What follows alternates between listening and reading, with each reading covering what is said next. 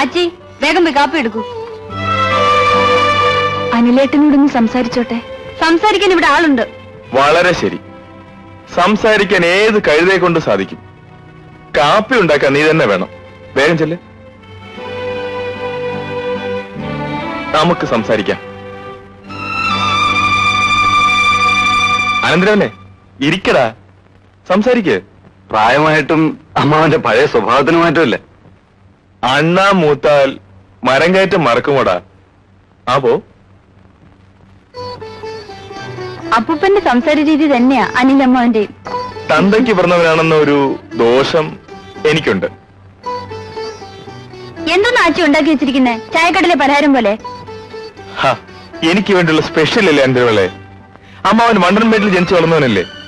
ഉണക്കമീനും മുട്ടയൊക്കെയാണ് പ്രിയം. മുട്ട ഓംലേറ്റ് ആക്കരുതായിരുന്നു. മുട്ട റോസ്റ്റാണ് അമ്മാവന് പ്രിയം. ആച്ചിയുടെ പ്ലേറ്റോടെ? ഞാൻ പിന്നെ കഴിച്ചോളാം. അതല്ലല്ലോ പുഷ്പാലയത്തിലെ പതിവ്. വേഗം ഒരു പ്ലേറ്റ് കൂടെ വിളമ്പ്.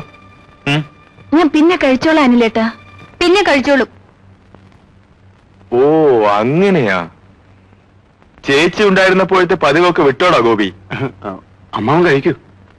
അമ്മാവൻ പഴയ പതിവ് തുടരാനാണ് ആഗ്രഹിക്കുന്ന അനന്തരവനെ. ആച്ചിയുടെ കൂടെ കഴിക്കുന്നുള്ളൂ. പ്ലേറ്റ് 3 മതി. ഇരിക്കെ. ഇരിക്കാൻ.